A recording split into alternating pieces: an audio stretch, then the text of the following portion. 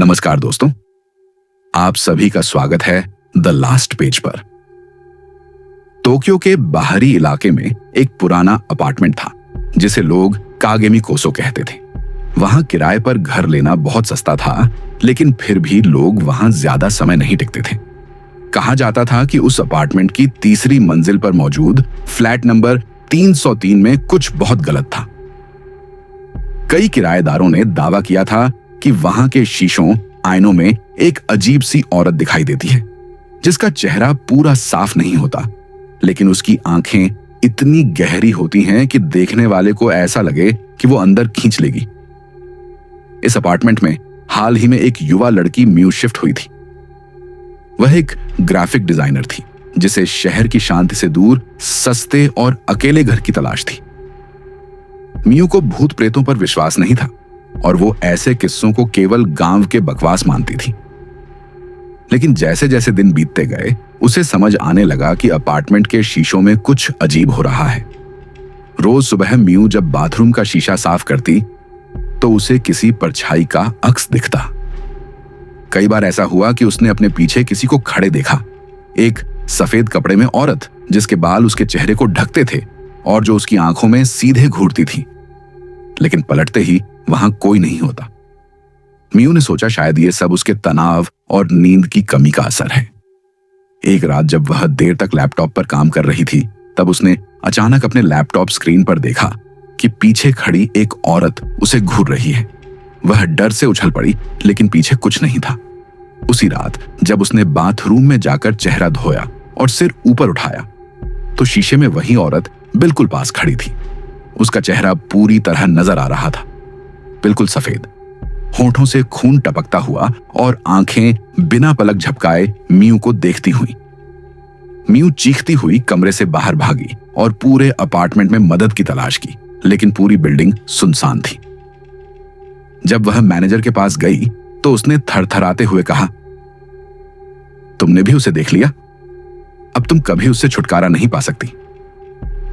Mu को बाद में पता चला कि कई साल पहले उसी अपार्टमेंट में एक महिला रहती थी, युको तनाका, जो एक जानी मानी कांच कलाकार थी।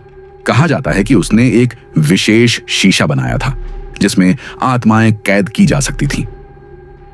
पर एक दिन उसने अपने ही बनाए हुए आईने में खुद को कैद कर लिया, या कहें वहां फंसी किसी आत्मा ने उसे निगल लिया। तब से उस कमरे के हर शीशे में उसकी मौजूदगी बनी हुई है। म्यू ने शीशों को हटाना चाहा, लेकिन जिस दिन उसने बाथरूम का शीशा फोड़ा उस दिन उसके कमरे के हर चमकदार सतह, लैपटॉप स्क्रीन, मोबाइल, खिड़की के शीशे, हर जगह वो औरत नजर आने लगी। एक रात म्यू गायब हो गई। उसका दरवाजा अंदर से बंद था, लेकिन वह घर में कहीं नहीं थी।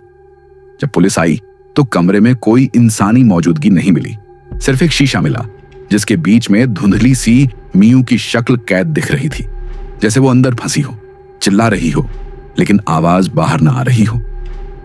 आज भी अगर कोई उस अपार्टमेंट के फ्लैट नंबर 303 में रहने जाता है तो रात के समय बाथरूम के शीशे में एक लड़की दिखाई देती है, साफ, डर से भरी हुई आंखों के साथ, जो मदद की भीख मांगती है। और उसके पीछे वो औरत जो मुस्कुरा रही होती है। जापान के एक छोटे से गांव हानेयामा में एक प्राचीन मंदिर था जिसे स्थानीय लोग निंग्यो जिंजा, गुड़िया मंदिर के नाम से जानते थे। मंदिर के अंदर एक सफेद कपड़ों में लिपटी लकड़ी की गुड़िया रखी थी जिसके बारे में कहा जाता था कि उसमें एक मृत लड़की की आत्मा कैद है। उस गुड़िया को कभी छूना मना था और मंदिर को केवल एक विशेष पुजारी ही संभाल सकता था। गांव वाले मानते थे कि अगर किसी ने उस गुड़िया की आंखों में सीधे देखा तो वो उसकी आत्मा खींच लेती है। 2016 में एक टूरिस्ट जोड़ा, रीना और कोजी, टोक्यो से इस रहस्यमयी गांव में आया। वे दोनों यूट्यूब पर हॉन्टेड जापान नाम की सीरीज चलाते थे और डरावनी जगहों की रिकॉर्डिंग करते थे। गांव वालों ने उन्हें बहुत साफ मना किया कि मंदिर के अंदर मत जाना, लेकिन कोजी ने इसे ग्रामीण अंधविश्वास कहकर हंसी में टाल दिया। रात को जब सब सो रहे थे तो दोनों चोरी छिपे मंदिर में घुसे और वीडियो शूट करने लगे। रीना ने जब उस सफेद गुड़िया को देखा तो अजीब तरह से उसकी आंखें जैसे चमकने लगी। कैमरे की लाइट एकाएक बंद हो गई और कमरे में एक ठंडी हवा फैल गई। रीना को लगा किसी ने उसके कंधे पर हाथ रखा है। जब उसने पीछे मुड़कर देखा तो वहां कोई नहीं था। तभी गुड़िया ने हल्के से सिर घुमा लिया। कोजी ने तुरंत कैमरा बंद किया और दोनों भागते हुए मंदिर से बाहर निकले। लेकिन असली डरावनी चीजें उसके बाद शुरू हुई। अगली सुबह से रीना ने बोलना बंद कर दिया। उसकी आंखें हर समय चौड़ी खुली रहती थीं और वह शीशे में खुद को घूरती रहती थी, मानो किसी और की छवि देख रही हो। कोजी ने जब वीडियो को चेक किया तो पाया कि क्लिप्स में बार बार एक परछाई नजर आती है। गुड़िया के पीछे खड़ी एक लंबी सफेद साया जिसकी आंखें खून की तरह लाल थीं। कुछ दिनों बाद कोजी भी अचानक गायब हो गया। उसकी लाश एक पुराने कुएं में मिली जिसकी आंखें फटी हुई थीं और शरीर पर खरोंचों के निशान थे, जैसे किसी नुकीली चीज से उसे काटा गया हो। रीना को अस्पताल में भर्ती कराया गया, लेकिन डॉक्टरों ने उसे मानसिक रूप से खोया हुआ घोषित किया। जब नर्स ने उसे पानी देने के लिए शीशा दिखाया तो रीना जोर से चीख पड़ी, क्योंकि शीशे में उसका चेहरा नहीं बल्कि उस सफेद गुड़िया का अक्स था। उसके बाद जो भी उस वीडियो को देखता उसे सपनों में वही गुड़िया दिखती और फिर धीरे धीरे उसकी आंखें सूजने लगती और उसके गले में खरोंच के निशान उभर आते। कई लोग पागल हो गए, कुछ गायब हो गए।